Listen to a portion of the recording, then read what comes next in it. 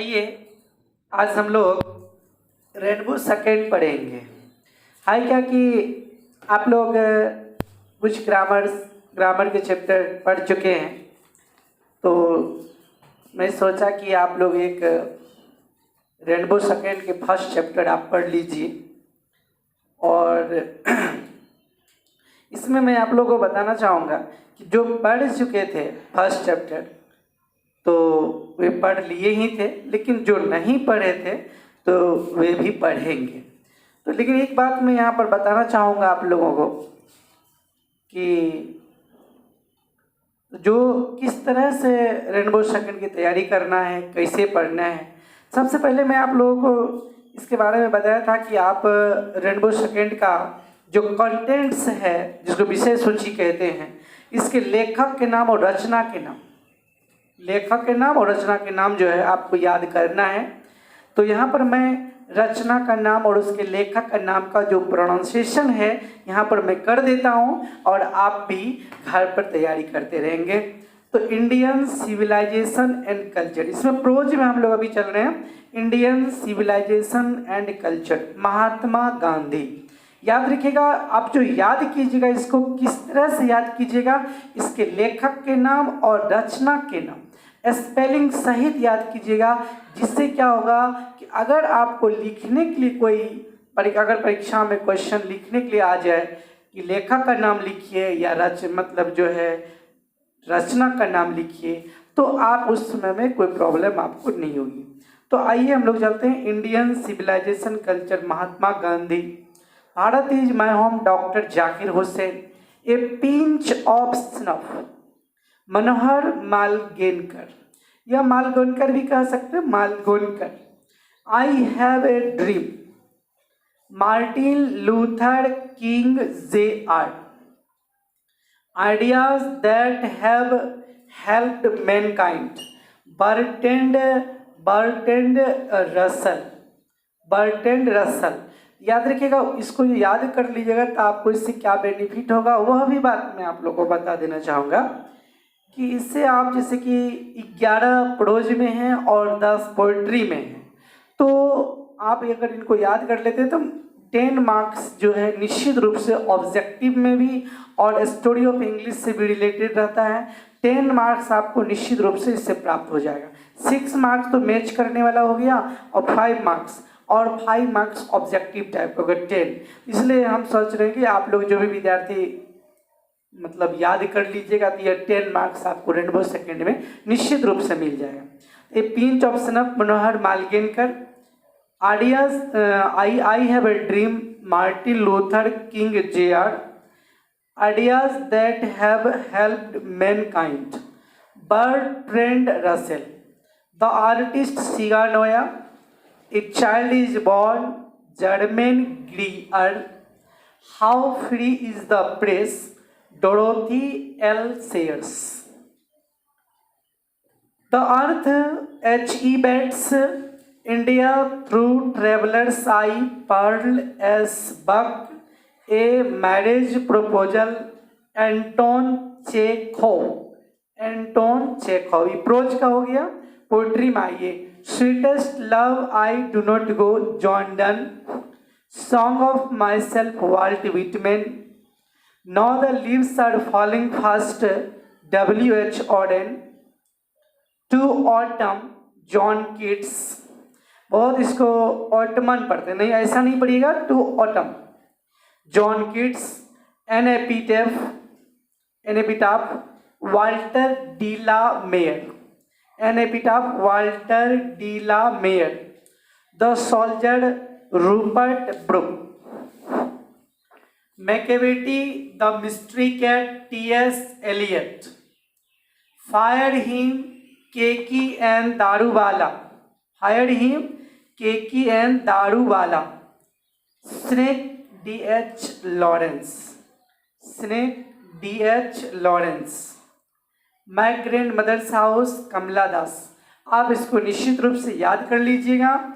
और एक बात मैं आपको बताना चाहूँगा कि आप लोग तो घर पर हैं, तो आप लोग सोच रहे होंगे कि टाइम वेस्ट हो रहा है। नहीं, आप अगर साइंस के स्टूडेंट्स हैं, कॉमर्स के स्टूडेंट्स हैं या आर्ट्स के स्टूडेंट्स हैं, तो साइंस के जो स्टूडेंट्स हैं अगर पहले जितने पढ़ चुके हैं आप टीचर वगैरह से, तो आप उसको जो है तैयारी करें।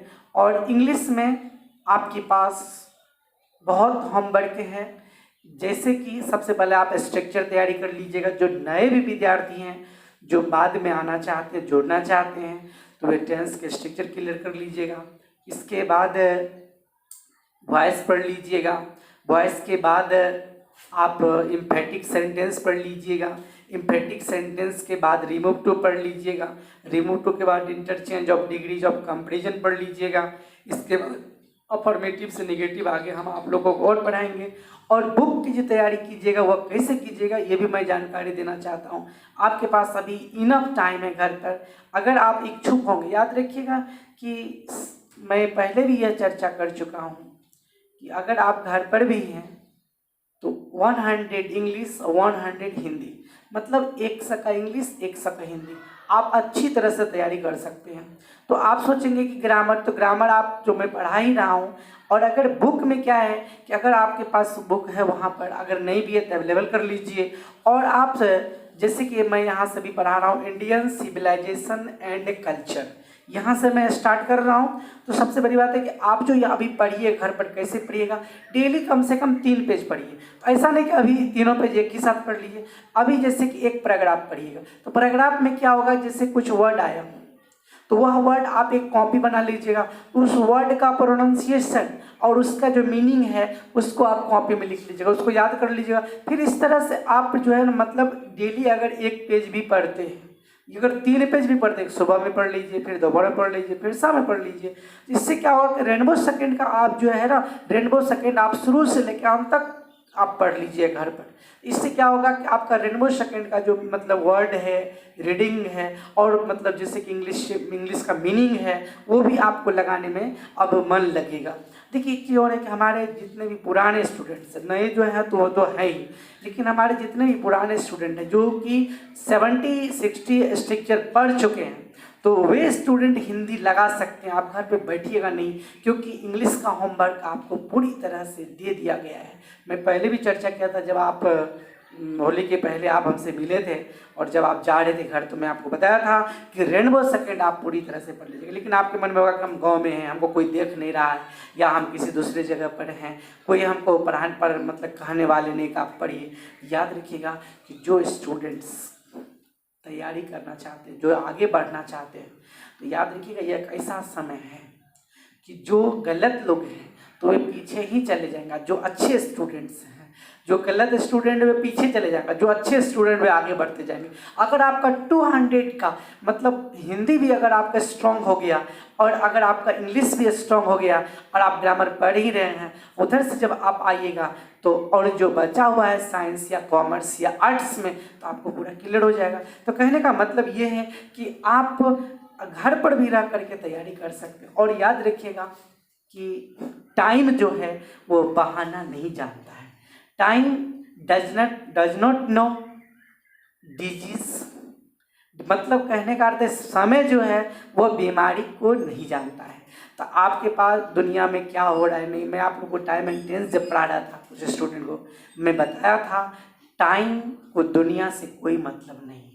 कहने का मतलब है कि आपका जो उम्र है, एज है, वो बीत रहा है। इसलिए कोशिश कीजिएगा कि घर पर रह करके जो चीज़ संभव हो सके आप उसको करते रहिएगा। तो आइए हम लोग इंडियन सिविलाइजेशन कल्चर में यह बात इसलिए बता दिया हूँ कि आप जो घर पर हैं तो वह घर पर जहाँ तक जो कुछ संभव है आप उसको आप करते रहिएगा। और बहाना वगैरह नहीं बनाना है कि अभी बीमारी है, हम अभी घर पर बैठे हुए हैं, कोई काम नहीं है वगैरह वगैरह सोच के रखिएगा।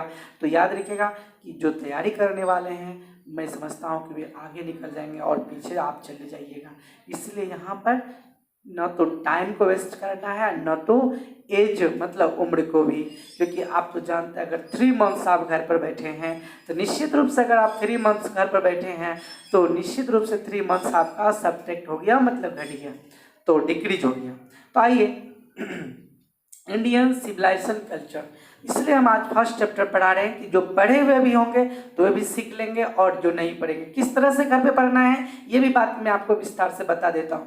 इंडियन सिविलाइजेशन कल्चर, भारतीय सभ्यता और संस्कृति। सभ्यता का मतलब सभ्य आचरण, गुड कंडक्ट। अगर सिविलाइजेशन का मतलब जानना चाहेंगे तो इसका मतलब होता है गुड कंडक्ट। कल्चर का मतलब होता है ट्रेडिशनल कस्टम, मतलब परंपरागत रीति रिवाज। ठीक है, इसको लिखने वाले महात्मा गांधी। मैं आप लोगों को एक जानकारी देना चाहूँगा। महात्मा गांधी के बारे में ऐसे आप अच्छी तरह से जानते हैं, बचपन से ही महात्मा गांधी के बारे में जानते हैं। महात्मा गांधी अपना पूरा जीवन इस विश्व के कल्याण के लिए समर्पित कर दिए। और आज हम लोग, मैं आप लोगों को एक जानकारी और इसमें ऐड करना चाहूँगा कि फर्स्ट चैप्टर महात्मा गांधी दिया गया है। आखिर मेरे मन में और आप लोग के मन में ये आया होगा कि महात्मा गांधी का ये जो रेनबो सेकेंड पढ़ने जा रहे हैं, सबसे पहले तो नाम है रेनबो का मतलब, रेनबो मतलब लोग इंद्रधनुष जानते होंगे नहीं, और इंद्रधनुष मतलब होता है उसमें 7 रंग का समावेश होता है, ये सब भी आप जानते हैं। इसमें क्या है कि इस रेनबो सेकेंड में जैसे कि स्पिरिचुअल नॉलेज, फिजिकल नॉलेज, मतलब सोशल नॉलेज, जो भी दुनिया की संसार के जितने भी ज्ञान हैं, जितनी भी नॉलेज हैं, इस रेनबो सेकेंड में समाहित है। लेकिन हम लोग आज महात्मा गांधी को पढ़ने रहेंगे। सबसे पहला फर्स्ट चैप्टर महात्मा गांधी इसलिए पढ़ रहे हैं, देखिए कभी लाइफ में आप लोग अगर अभी घर पर होंगे तो बहुत स्टूडेंट जो होते हैं फ्रस्ट्रेट हो जाते हैं। फ्रस्ट्रेट का मतलब निराश हो जाते हैं कि मतलब ऐसा हो रहा है, क्या होगा। याद रखिए कुछ नहीं होने वाला है। हम लोग इतने स्ट्रॉन्ग हैं कि पूरी दुनिया में अगर कुछ भी हो तो हम लोगों के पास इतनी साहस और हिम्मत है कि हम लोग उसको आसानी से जीत सकते हैं। और याद रखिएगा कि दुनिया के लोग, दुनिया में इंडिया को छोड़कर अदर लोग जो भी हो, लेकिन इंडियन पीपल जो हैं वे बहुत साहसी होते हैं, और वे कोई भी शायद संसार में जितने कठिन से कठिन कार्य हैं उनको भी झेल लेते हैं। लेकिन मैं आपको एक जानकारी देना चाहूँगा, इसलिए सब महात्मा गांधी के जीवन में जितनी कठिनाई, जितनी डिफिकल्टीज का सामना करना पड़ा महात्मा गांधी को, शायद अगर हम लोगों को अगर उतनी कठिनाइयों का सामना करना पड़ता तो हम लोग अपने जीवन से हार जाते। इसलिए आज महात्मा गांधी हम लोगों के लिए इस मतलब विकट परिस्थिति में महात्मा गांधी हम लोग को साहस प्रदान करने का काम, उनका जो जीवन का संघर्ष का कहानी है वो हम लोग को प्रेरित कर रहा है।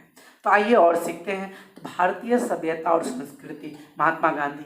Mohandas Karamchand Gandhi 1869-1948, popularly known as Bapu or the father of the nation, was more a spiritual leader than a politician. Mohandas Karamchand Gandhi का जन्म 1869 में हुआ था, जैसा कि आप जानते हैं जिनो, और इनकी मृत्यु 1948 ईस्वी में हुई। पॉपुलरली बापू के नाम से लोकप्रिय हैं, और इनको राष्ट्रपिता के भी हम लोग राष्ट्रपिता भी कहते हैं। Was a more a spiritual leader than a politician. याद रखिएगा किसी व्यक्ति में 2 गुण होता है, जिससे ये नेता भी थे और राजनीतिक भी थे। लेकिन यहाँ पर दिया हुआ है स्पिरिचुअल, मोर मतलब अधिक, स्पिरिचुअल मतलब आध्यात्मिक, लीडर का मतलब नेता, मतलब आध्यात्मिक नेता अधिक थे, राजनीतिक से आध्यात्मिक। देखिए राजनेता तो थे ही और साधु संत भी थे, लेकिन साधु संत से अधिक मतलब राजनीतिक से अधिक क्या थे? साधु संत थे। तो इसलिए कि आप लोग तो जानते हैं कि सत्य और अहिंसा के, truth and non violence are the main weapons of Mahatma Gandhi. आपको पता है कि आज पूरी दुनिया परमाणु बम से, एटम बम से लोग युद्ध जीत रहे हैं, लेकिन मैं आपको बताना चाहूँगा कि सिर्फ महात्मा गांधी के पास ट्रूथ नॉन वायलेंस आगे दिया हुआ है। He successfully used truth and non violence as the cheap weapons against the British rule in India and help India gain independence. इसका मतलब समझिए, ही सक्सेसफुली यूज्ड, उसने सफलतापूर्वक सत्य और अहिंसा का प्रयोग किया। As the cheap weapons, cheap मतलब मुख्य, वेपन का मतलब हथियार, cheap weapons against the British rule India भारत में ब्रिटिश रूल के खिलाफ मुख्य हथियार के रूप में उसने सत्य और अहिंसा का प्रयोग किया। और इसके बाद लिखा हुआ है and helped India gain independence, और भारत को आज़ादी दिलाने में भी सहयोग किए और मदद की। इसके बाद एक चीज मैं आपको और जानकारी देना चाहूंगा, इस बात आगे का बात आगे की सेंटेंस है। From 1915 till 1948 he completely dominated Indian politics। 1915 से 1948 तक ही कंप्लीटली उसने पूरी तरह से भारतीय राजनीति पर प्रभाव रखा। कहने का मतलब जब 1915 से 1948 तक ये जो भारत की राजनीति थी उस पर उनका प्रभाव था। He died at the hands of a fanatic on 30 जनवरी 1940। आपको पता होगा कि 30 जनवरी 1948 को एक धर्म के प्रति कट्टर के हाथों वह मारे गए। तो आपको पता है कि 30 जनवरी 1948 को उनको मार दिया गया। His ऑटोबायोग्राफी, उसकी जो आत्मकथा है, ऑटोबायोग्राफी मतलब आत्मकथा, माय एक्सपेरिमेंट्स विथ ट्रूथ। आप लोग अगर बुक पढ़े होंगे माय एक्सपेरिमेंट विथ ट्रूथ, उसमें महात्मा गांधी बहुत स्पष्ट रूप से अपना पूरा जीवन का वृत्तांत तो लिखे हैं अपने से। अगर आप कभी मौका मिलेगा तो my experiment with truth English और हिंदी मीडियम दोनों में है, जिसमें आपको पढ़ना होगा आप पढ़ लीजिएगा। And the numerous articles that he wrote for young India and the speeches that he delivered on different occasions reveal him not only as an original thinker but also as a great master of just idiomatic English। idiomatic English, आइए यहाँ पर idiomatic English का मतलब मुहावरेदार, मतलब इस तरह से, मतलब ऐसा वर्ड ऐसा यहाँ पर दिया गया है कि अनेक लेख लिखे यंग इंडिया के लिए और भाषण भी जो दिए हैं अनेक अवसर पर। महात्मा गांधी को यह जो अनेक भाषण है ये क्या उजागर करते हैं, एक महान थिंकर के रूप में ही नहीं बल्कि एक शुद्ध और स्वाभाविक अभिव्यक्तियों वाले इंग्लिश के प्रति, इंग्लिश के लिए उजागर करते हैं। इन द फॉलोइंग एक्सट्रैक्ट, निम्नांकित अंश में Indian civilisation culture, Gandhi ji talks about the sound foundation of Indian civilization which has successfully withstood the passage of time। निम्नांकित अंश में भारतीय सभ्यता और संस्कृति, ये जो चैप्टर हम लोग पढ़ रहे हैं ये भारतीय सभ्यता के ठोस नींव के बारे में बात करते हैं जो समय के क्रम को सफलतापूर्वक रोके रखा है। मतलब समय को भी आज आप लोग कहते हैं कि समय का अनुकूल हम लोगों को बदलना चाहिए, लेकिन हमारी जो सभ्यता और संस्कृति है उसने समय के क्रम को ही अपने सामने में रोक दिया, मतलब खुद को नहीं बदला। The western civilisation which has the tendency to privilege materiality can not match the Indian civilisation that elevates the model being. तो वेस्टर्न सिविलाइजेशन का प्रवृत्ति क्या है, इसमें कहना है कि वेस्टर्न सिविलाइजेशन का जो प्रवृत्ति है वह भौतिकता की ओर है, लेकिन इंडियन सिविलाइजेशन का जो प्रवृत्ति है वह नैतिकता की ओर। दोनों जो है वो बराबर नहीं हो सकते हैं। Answer the following questions orderly है, यहाँ पर ऑर्डरली की बात है तो मौखिक रूप से लिखने की जरूरत नहीं है। What do you know about Gandhi ji, Gandhi ji के बारे में आप क्या जानते हैं? I know Gandhi ji very well, Gandhi ji was a great man, Gandhi ji was a great revolutionary, Gandhi ji did a lot of work for the whole world. In this way we can say that Gandhi ji lived and died for others, मतलब दूसरे के लिए जीते थे और दूसरे के लिए मरते थे। What did Gandhi ji for the farmers in Bihar, Gandhi ji Bihar में किसानों के लिए क्या किए? आपको पता होगा कि गांधी जी जब चंपारण आए थे, यहाँ के किसानों को जब शोषण किया जा रहा था तो उस समय गांधी जी आए थे। आप इसको ऐसे कह सकते हैं, when the farmers of Bihar were being exploited that time Mahatma Gandhi came to Bihar and he helped the poor farmers of Bihar in many ways। आइए, what do you understand by civilization culture? मैं भी आपको बताया था civilisation और culture का मतलब क्या है, इसका हिंदी हुआ। आप सिविलाइजेशन कल्चर से क्या समझते हैं? सिविलाइजेशन कल्चर क्या है? Civilization means good conduct and culture means traditional custom. What do our holy scriptures? आप होली स्क्रिप्चर्स के बारे में सोचते होंगे। What do our holy scriptures tell us about universal human values? आप सबसे पहले स्क्रिप्चर्स के बारे में जानना चाहेंगे। धार्मिक ग्रंथ होता है स्क्रिप्चर, यहाँ पे रोल जो है ना साइलेंट। स्क्रिप्चर्स मतलब आप धार्मिक ग्रंथ, हमारा जो धार्मिक ग्रंथ है वह मानवीय मूल्यों के बारे में क्या बतलाता है, इसका अर्थ ये है। आवर हॉली स्क्रिप्चर्स मतलब हमारा जो धार्मिक ग्रंथ है, धर्म का ग्रंथ है, वह मानवीय मूल्यों के बारे में क्या बतलाता है।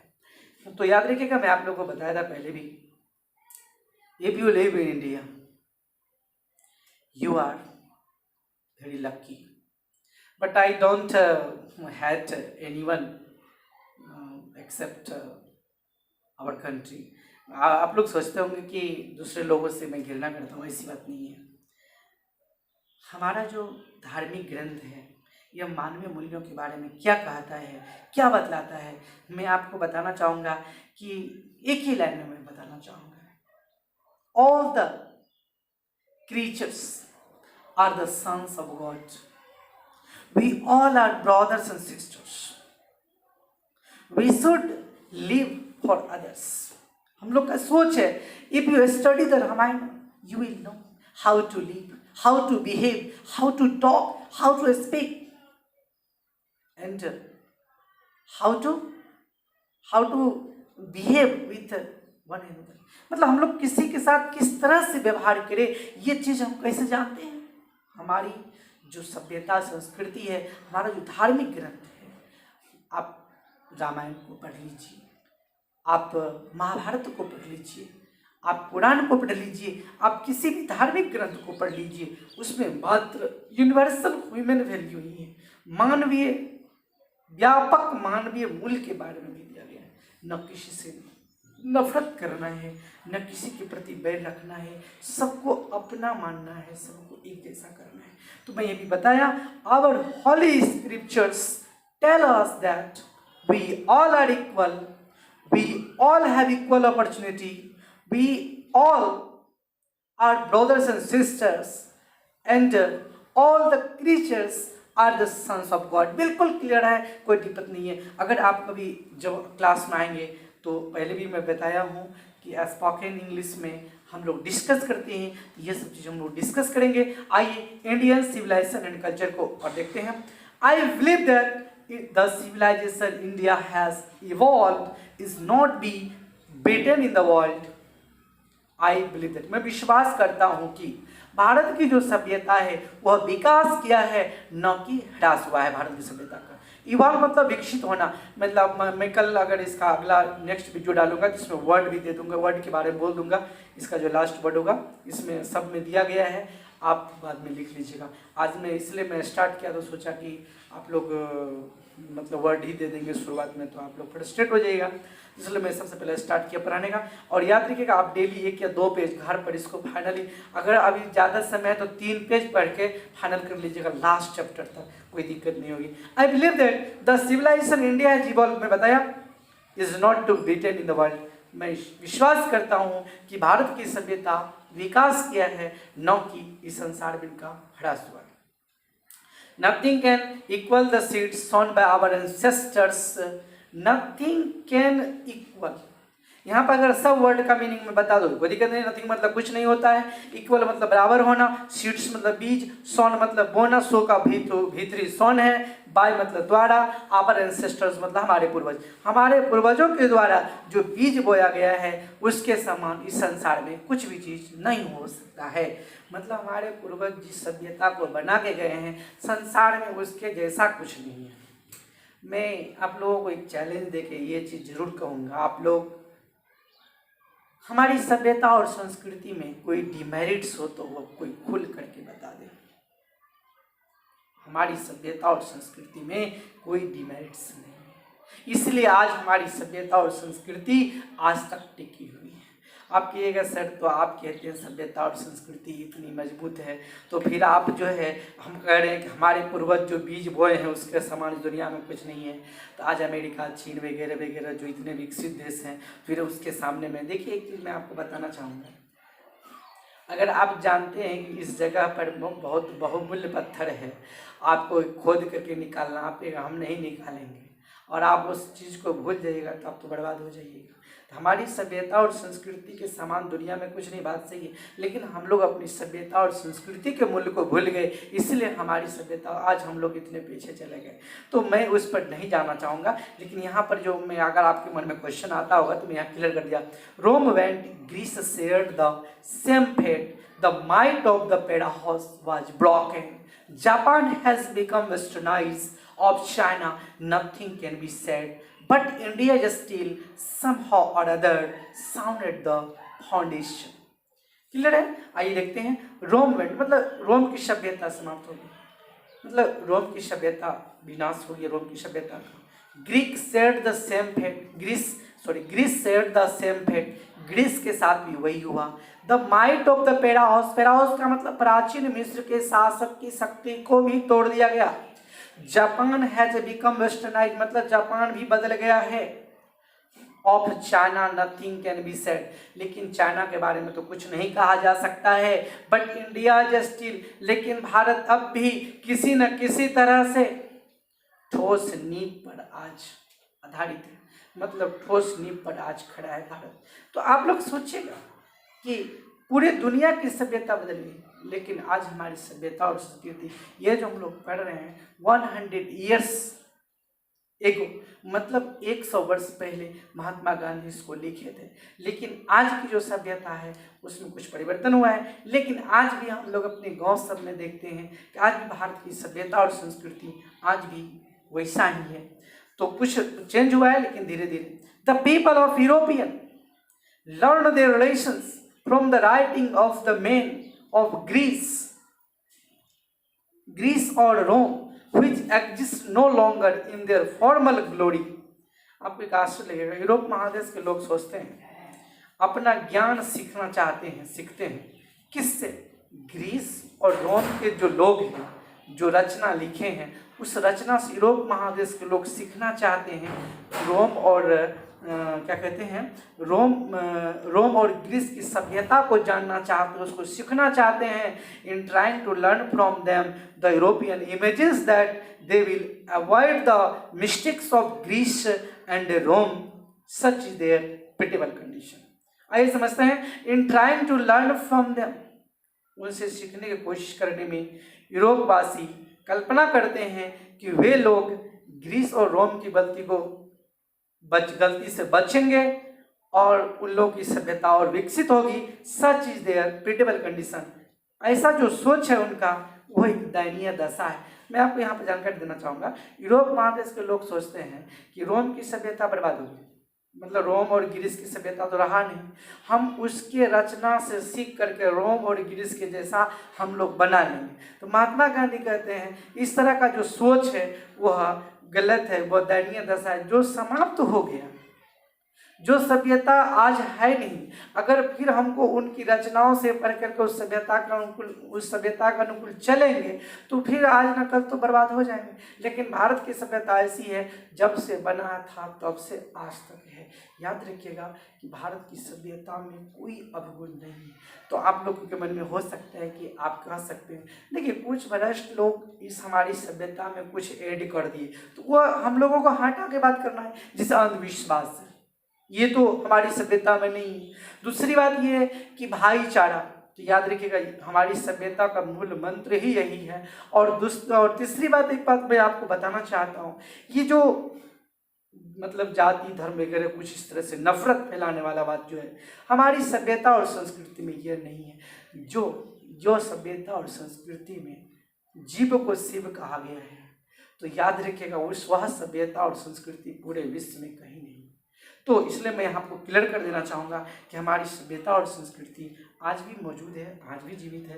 तो आज हम लोग यहीं तक, और इसके बाद क्या है कि और हम आगे होगा तो इसको और बताएंगे। आप लोगों से जो मैं आज का क्लास दे रहा हूँ, तो आप लोगों को यहाँ पर ये के लिए बताने के लिए क्लास दे रहा हूँ कि आप जो घर पर भी बैठे होंगे, घर पर नहीं बैठिएगा, आप क्या कीजिएगा, 2 पेज डेली पढ़िएगा और 3 पेज इससे जो वर्ड आएगा उसको आप कॉपी में वर्ड को लिखिएगा और याद कीजिएगा, याद रखिएगा। प्रोनाउंसिएशन पर थोड़ा ज़्यादा ध्यान दीजिएगा, अभी आपके पास पूरा समय है। और देखिए आगे आगे क्या सब होता है, ठीक है।